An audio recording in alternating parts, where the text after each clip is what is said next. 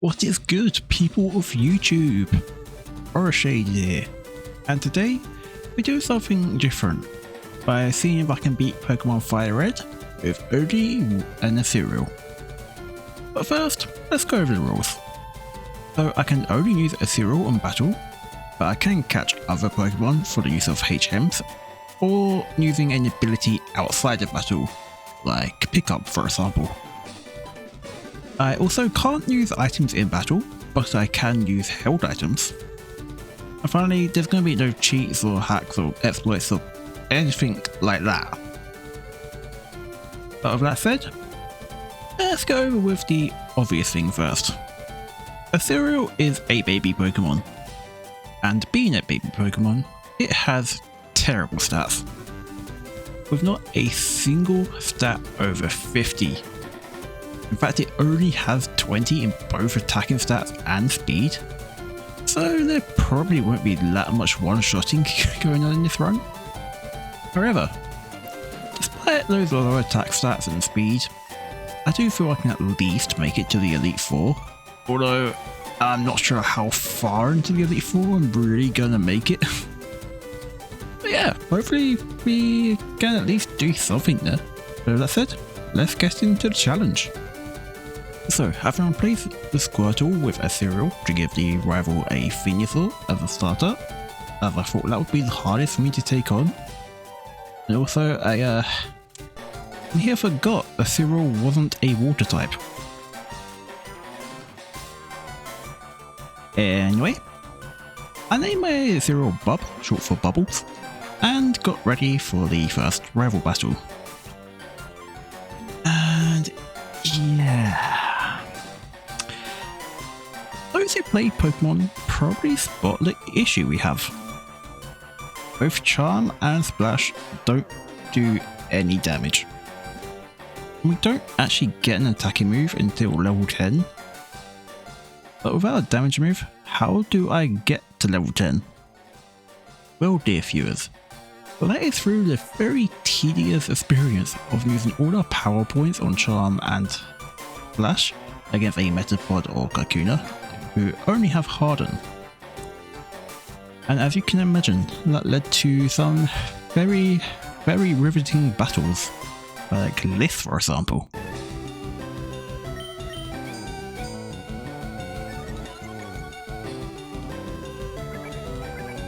After finally depleting the PP of all our moves, we can finally do damage thanks to Struggle. However, there is still an issue. Struggle does recoil damage based on the damage that you do in Generation 3. And fainting means I have to go through depleting all the PP again, as healing at the Pokemon Center restores HP and PP. So I have to be careful how I use my very limited potions.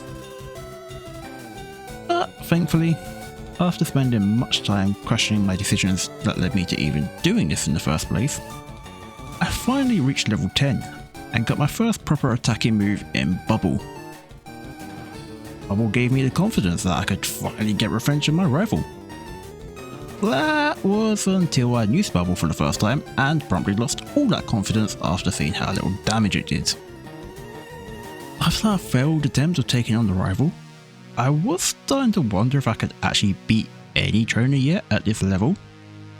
And so I took on the mighty Bug Catcher Rick. And after many turns of spamming Bubble, and quite a bit of luck of not getting poisoned by a poison sting from the Weedles, Bub pulled through and picked up his first victory in a trainer battle, giving me hope once again that I could do this challenge.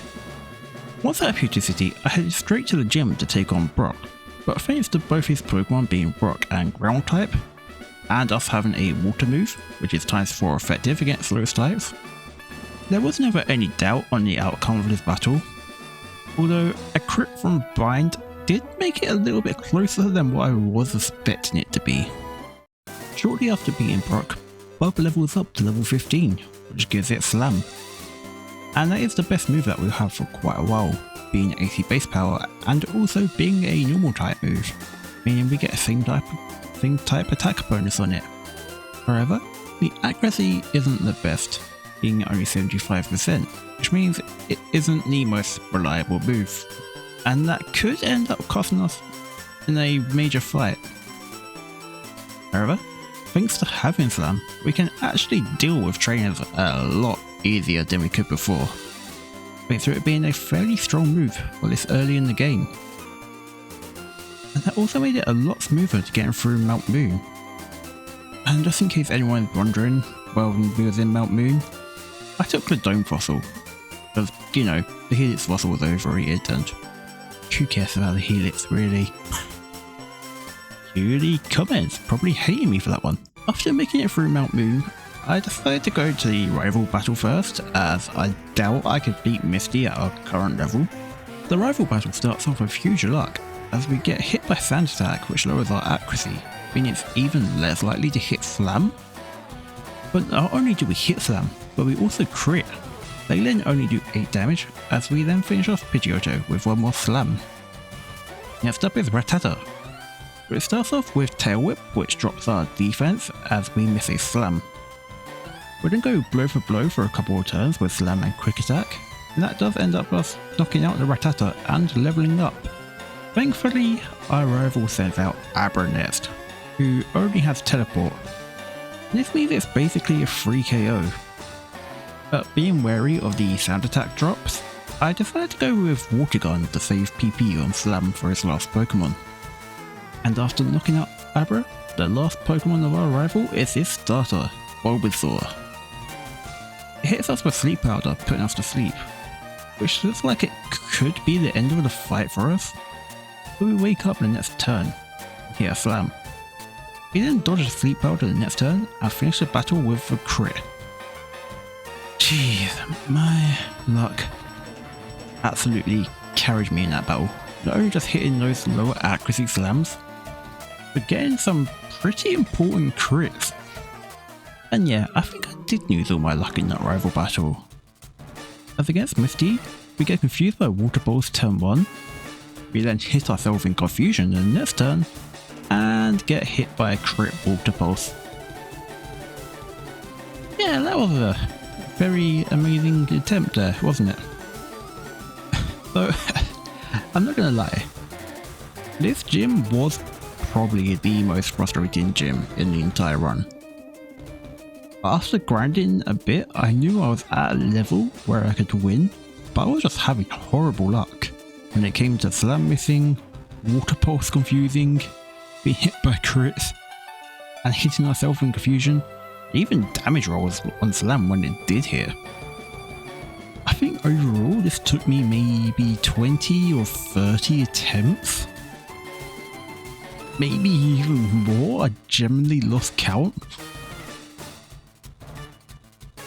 But man, it was just so painful to the point I was thinking I might have to go to later gyms and come back to the water gym. However, we didn't need to do that, as we finally got a run where we didn't have horrible luck. In fact, we had very good luck in this attempt. We crit Staryu first turn with Slam, and then got 2 damage rolls go away against Starmie. Now if only all the other attempts went that well, I could have saved a couple of hours at least. The SSN rival fight is next, but due to being so high level in comparison, we nearly one-shot Pidgeotto with Slam. But we do get hit by a Sand Attack, meaning we miss a Water Pulse before taking it out. Replicate is next, but it only has time to get a Tail Whip off before we one-shot it with Slam. And next out is Kadabra. Unfortunately this time, it's not going to prove a free KO. And it starts off with Disable, stopping us using Slam and hitting it in its weaker defenses. This means our only attacking move is Water Pulse.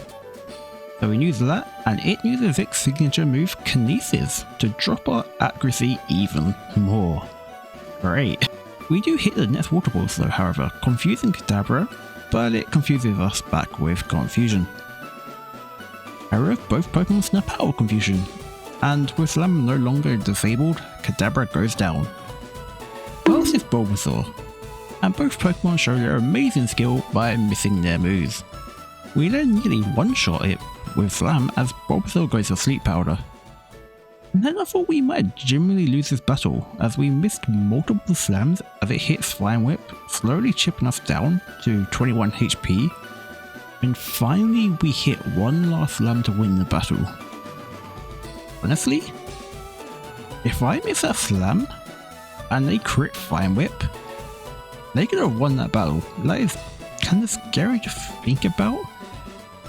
Maybe we're gonna have to be at a higher level for the next rival fight, but that's not something we have to worry about right now as we have a gym battle to win.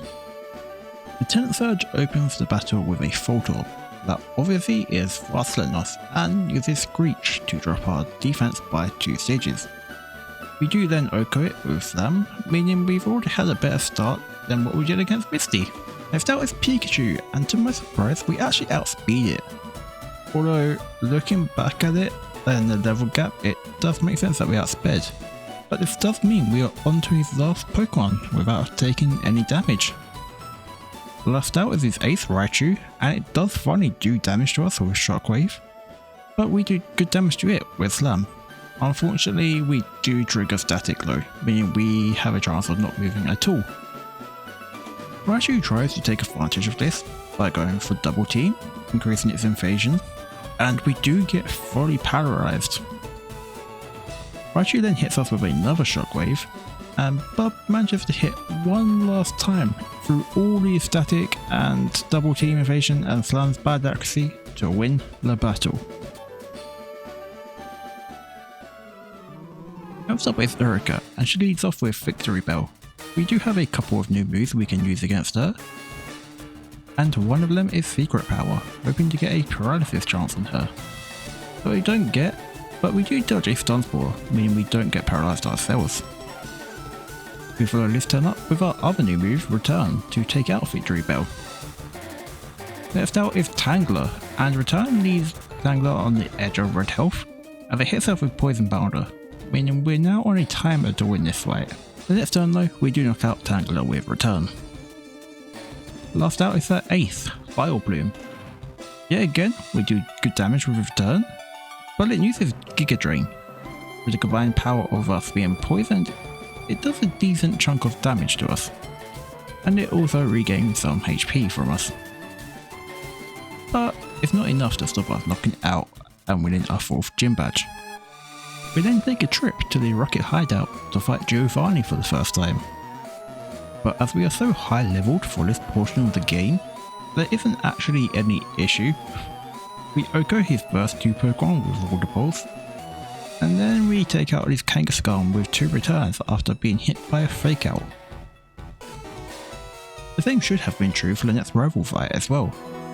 And at the start it was, with Return and Water Pulse making easy work of his team, but Sleep Powder from Ivysaur and a crit Razor Leaf definitely made it a lot closer than it really should have been. It has me again worried for the next rival fight. Speaking of the next rival fight, we follow that rival fight up with a rival fight. But man, this fight is rough for us. It starts off with Feather Dance turn 1, dropping our attack by 2 stages, meaning Return does little damage. After a few turns Return and Secret Power, we take out the Pidgeot, but I'm not feeling confident at all for this fight. Gyarados is out next and drops our attack even further, meaning we are now at -3 attack. At this point, it was obvious that this wasn't going to end well without a 3rd crit luck. Now, knowing they have one more Intimidating user in their team, it's painfully obvious we need a different approach to this fight, especially with Pidgeot currently outspeeding us. Well, the TM list doesn't have a lot of options for us, but we can learn Ice Beam, which is nice. And even more importantly, it becomes off our special attack, so that won't be lowered by Feather Dance or Intimidate. So maybe it can work? Right, so I needed to grind for a few levels and we were just short in firepower in some attempts. In this attempt at level 67, we actually outspeed Pidgeot and do good damage with Ice Beam, as it uses Feather Dance. Honestly, I think not taking any damage might be the best thing here. One more Ice Beam does take it out, and our rival sends out a Gyarados next. I decided to try and get a paralysis on it with Secret Power, thinking it's our best play, and it uses Bite. We then crit Secret Power the next turn and do get the paralysis, as it goes with Dragon Rage. And I kinda wish we used Return that move now, as that added damage would have taken it out and we wouldn't have taken that extra 40 HP. Next out is this other Intimidate user, which is Growlithe. But thankfully the Intimidate drop isn't as important in this one, as we have Water Pulse to take it out. And with 2 Water Pulses, we do finish Growlithe off. Next out is Alakazam, who uses Reflect to half the damage from physical moves, which was already not really doing much, and we go for Secret Power. As I know it has Synchronize, which if we do get the paralysis would paralyze us as well. But that does also mean Venusaur can't use Sleep Powder on us. Alakazam then terrifyingly uses Calm Mind to boost its already super high attack, as we do get the power next turn from Secret Power. It then uses Future Sight, as we return barely doing any damage in comparison to what we could. We then use Secret Power to stall Reflect, and for some reason they use Future Sight again. We both then get fully paralysed as Reflect wears off, and importantly, Future Sight misses. Alakazam is paralysed for another turn, and we take full advantage of Reflect wearing off, and finish the Alakazam off with a Return. And last up is his Venusaur, which starts off with Razor Leaf, and we have a huge turn of luck here as we both crit and freeze with Ice Beam in the same turn. We then follow that up with a turn of horrible luck, as it falls out, uses Razor Leaf, and we get fully paralysed. Thankfully though, it doesn't matter, as the next turn, we use Ice Beam and claim victory over our rival. Although, knowing they now have Feather Dance and an Alakazam, I am worried if I can even make it to the Elite Four. Giovanni is immediately after, but yet again isn't an issue for Bob, with Return and Water Pulse making easy work of his team. You know, being a gym leader and a crime lord, you would think he would put up a better challenge, but I guess apparently Azurill is his one weakness? Weird. Back to the gym challenge as we go to take on Sabrina next, and we actually have an amazing start, outspeeding and one-hit KOing Kadabra with Return. The mine is out next, but is also taken out with 1 Return.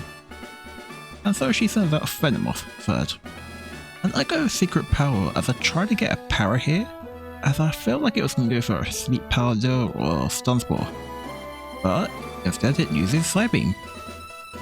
So we end up knocking out with another Secret Power. And lastly is the Ace in Alakazam. And as it uses Future Sight, we use Return one last time to knock it out in 1 hit. Well, that was unexpectedly easy? Next is Koga, but this fight went on for so long because of the strategy I used. Like, if I did this commentary blow by blow, we would probably be here all day. And this fight did actually take me a couple of attempts to win. What would end up happening really is they'd be going for Minimize or Smokescreen, and then hitting us with Toxic. And whilst we could stave off 1 Toxic with a Petra Berry, we would just typically end up being hit again by it. And so I needed a different way to deal with Toxic, and I thought that Bob learned some Rest. And what Rest does is it puts us to sleep for 2 turns, but it also fully heals us. and as the Muck's coughings and wheezing couldn't do much damage even when he was asleep, it was just a case of hitting through Smokescreen and Minimize for an easy win. We head over to Cinnabar Island to fight Blaine next, and thankfully this is a much shorter battle. Surf takes out his Growlithe in one hit, and next out is his Ponyta, which Surf is just shy of one-shotting it, but it does miss a Fire Blast. Blaine then heals it up with a Hyper Potion as we go for Secret Power, trying to get the Para. After that, one more Secret Power does finish off the Ponyta. Next out is Ponyta's evolution, Rapidash. And it leads up to his name as it outspeeds us and goes for a Fire Blast that misses. As we hit a strong Surf, Fire Blast then misses for a third time in this battle, and we KO Rapidash with one more Surf. Last out is Arcanine, and it's a case of fourth time lucky for Blaine, as this time Fire Blast does hit us, but due to Bub having fixed that, it doesn't actually do that much damage. Bub then hits a Surf for around half health on the Arcanine, meaning Blaine needs a miracle to win this fight. But all he gets is even more bad luck. As he goes for takedown that misses, but we win the battle with one more Surf. You know, I feel like that battle would have been a lot closer if Blaine had hit all those Fire Blasts. Because even with Thick Fat, Fire Blast is a very strong move. On to the last of the gym leaders now, and it's Giovanni, who does actually put up a fight this time. Well, I mean, his Rhyhorn doesn't, as that goes down in one Surf. But his Nidoqueen does hit us with Earthquake, as we hit it with Surf, doing half HP. We do however take it out the next turn with another Surf. Nidoking is out next, and it too survives a Surf and hits us with an Earthquake, before also going down to a second Surf. Dugtrio is next, and does outspeed us, but can only hit a much weaker Earthquake compared to the previous two, before fainting to one Surf.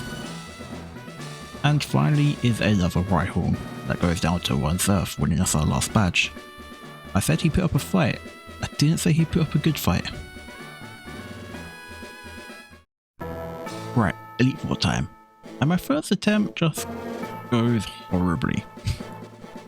We do manage to take out her Dugong in 3 hits, but it's faster, meaning it has a good chance to get good damage on us. And she sends Cloyster out second, which has massive defense, so we're barely hurting it. And on top of that, it can make us waste PP with Dive and Protect, and it also uses Hail, so our leftovers isn't actually healing us when the Hail is up.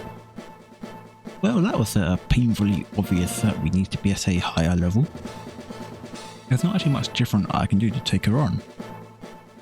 I mean, I guess I could try and get Hidden Power and hope I get something like Electric, but the only way we get that is through Pickup, and that's also only a 5% chance. I guess I could also try Double Edge. The tutor for it is in Victory Road. It has a little bit more power than what Return does, but then again, the recoil would work against me and the leftovers.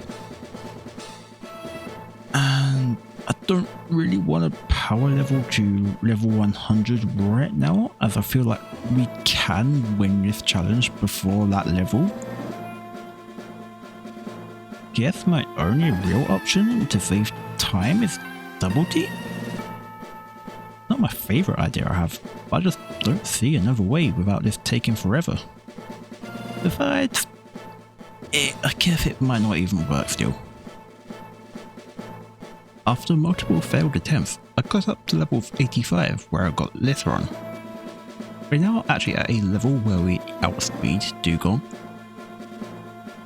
And as we hit it with Return, we do half health damage to it. It then goes for Safeguard, meaning that we can take it out without actually taking any damage. Cloyster is out next, but with it only having one attacking move, we take advantage of that by setting up multiple double teams, leaving its only real reliable way to do damage to us through Hail. However, we have the leftovers as a held item, and so any held damage we take instantly gets healed up. And so, even when closer goes down, we are still at full HP. Slowbro is out next, and we hit a return first turn against it as it uses Amnesia, which is pretty much a waste of it as we're hitting it on its other defenses. The hail then quite funnily actually hurts the Slowbro as we hit another return with a crit to take it out. I'm not actually sure if that crit mattered or not, but I'm going to say it doesn't. It might have been a damage range. Next is the third bulky Pokemon in a row with a Lapras. And after we hit a return, we finally take a hit in this battle by being hit by Surf. We then get another crit, almost taking it out, but we're just shy as we get hit by yet another Surf. Lorelei then uses a Full Restore to heal her Lapras to full HP. Then we spend the next 3 turns hitting returns, and again just fall short of getting that KO. As it hits us with Surf, leaving us quite low. And there's actually a bit of deja vu as the next 3 turns go the exact same way. And then in an attempt to save PP, I make probably my stupidest move in this entire run by going for Ice Beam, and it fails to take out the Lapras. Fortunately, the Lapras misses Surf.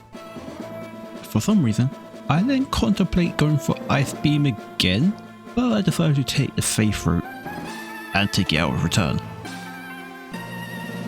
Last is Jinx, who isn't bulky and goes down in 2 hits after missing Lovely Gifts twice. I still can't believe I actually got away with that misplay in Ice Beam. Bruno is next, and he leads off with Onyx. And knowing Onyx can't really hurt us, I set up our double teams. But it does actually hit us quite a few times with Earthquake before we take it out with 1 Surf. Hitmonchan out is out second, and it misses a Sky Uppercut as we do good damage with return, with the next turn being a repeat as we take it out.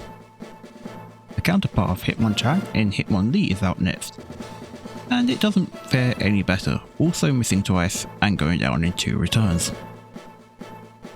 The biggest threat of the fight to us is his Machamp, and it actually ends up missing every cross chop it goes for, as twice we get close to taking it out before it gets healed by a Full Restore.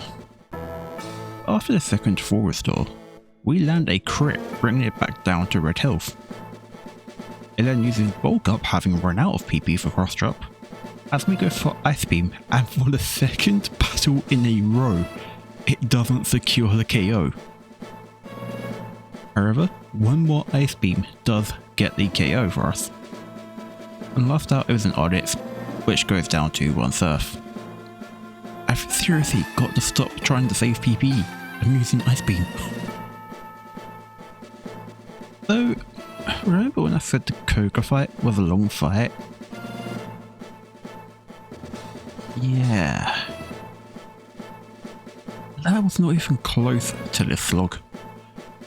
I honestly think if I did this fight blow by blow, I could make it last the entire video. It's actually insane how long this took. The main reason this fight went for so long is not only did I go from my double team strategy, but so did Agatha's first Gengar. You know, I think the main thing that shows how long this fight went, I had to take out her last 2 Pokemon using nothing but struggle. You know, that move I had to use at the start to get to level 10. Do I have to remind you how fun that was? I also had to avoid getting poisoned this entire time. So yeah, this was a interesting battle, you could say, but somehow he came through unscathed.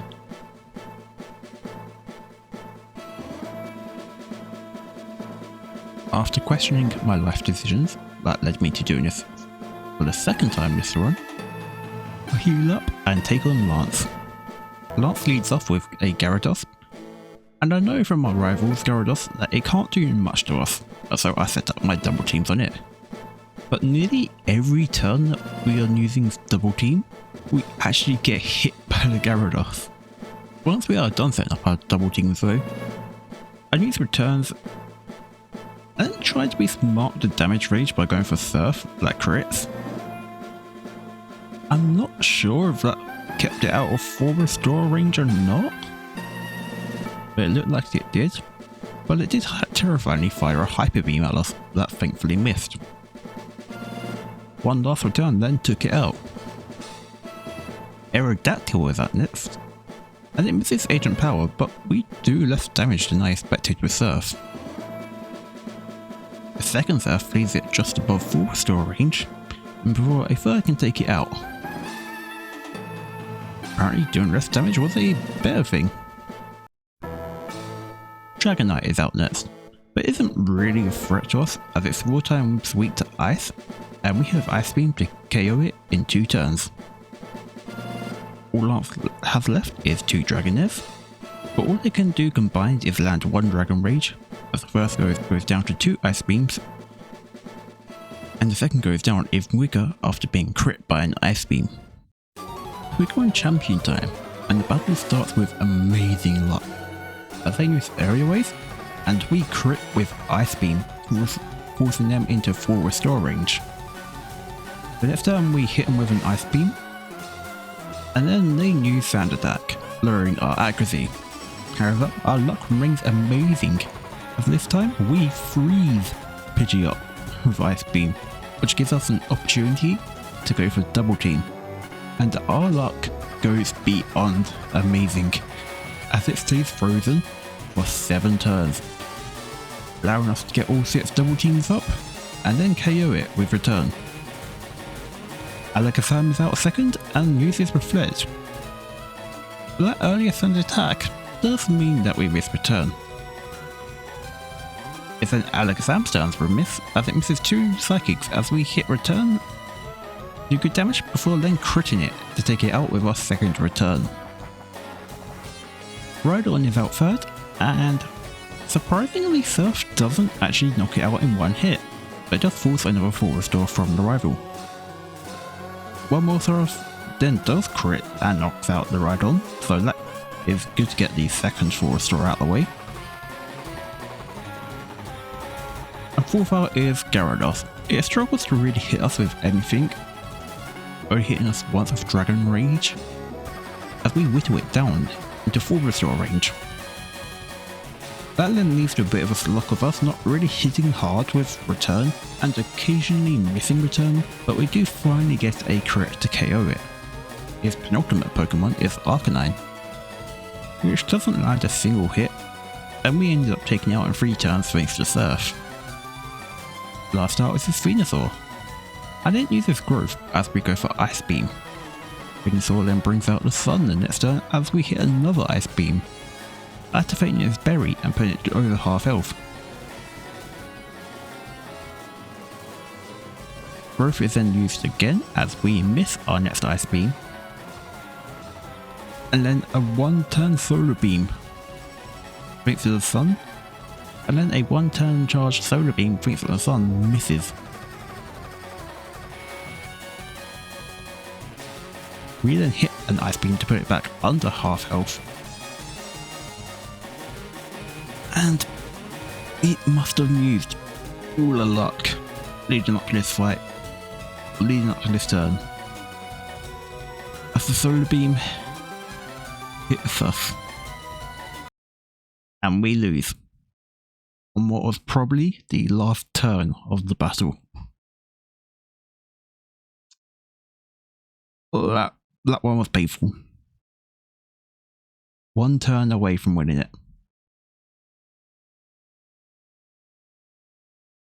And that miss on Venusaur just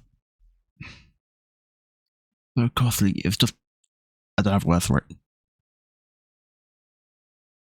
That was actually my best run, as it required amazing luck. Not getting hit by Sand Attack and Feather Dance, otherwise we simply couldn't KO Gyarados quick enough without running out of PP. And having been so close to winning that fight, I just didn't have the will to grind anymore. So I guess you could say whilst winning the challenge with an Azurill is possible, I couldn't do it. Here's something I would say if I wasn't insane. I kept going at this for hours at level 88 and finally got this run. So I got hit by Feather Dance, but importantly, we dodge Sand Attack. We then barrage his Pidgeot with Ice Beams until it faints. We also dodge every attack from Alakazam as we set up our remaining double teams before multiple returns Alakazam to its Pokeball. Rhydon doesn't go down in one surf the first time, but it does at the second time of asking, after being healed by a full restore. Gyarados is still a slug, and while it does nearly KO us by hitting 2 Hydro Pumps, we do end up taking it out. We nearly do end up going down again thanks to Arcanine hitting a couple of extreme speeds, but Surf washes away any challenge that the Arcanine put up. And so again, we are down to just Venusaur. The opening turn actually goes the same, as it goes for Growth and I go for Ice Beam, but the second turn is where it diverges. Venusaur goes for a Raw Solar Beam, meaning that it has to charge for a turn, as we then crit the Ice Beam on the turn that it is charging. So it comes down to the last turn yet again, and thankfully it misses as we hit with one last Ice Beam and win the battle and become the new champion of Kanto. Man, this was a fun challenge. It was actually easier than I thought it would be, with the majority of the game going smoothly. But when we struggled, we really struggled. I can think of like the rival battle in Silphco and Misty. They were probably the hardest things for me to overcome. I guess Lorelei as well, just because I had not really many more options to beat her. Yeah, that was really hard. The next challenge I'm going to do will probably actually play out pretty similar. That will be a thing if I can beat Pokemon Shield with only a Pancham. So this was actually my first attempt of making something like this, and so I know it probably isn't up to standard compared to someone like FireRed or NDB, whatever you want to call him. But I already have some ideas on how to improve the next one. I mean, you can already get better with practice, so I guess there is that. But yeah, this was a fun challenge. Not only just the actual Pokemon run, but the editing of this stuff, the video, the script writing, things like that. It was hard, don't get me wrong. But yeah, I guess shout out to NTB for giving me the inspiration to do something like this. And with that said, I hope you guys liked the video, and hopefully I see you in the next one.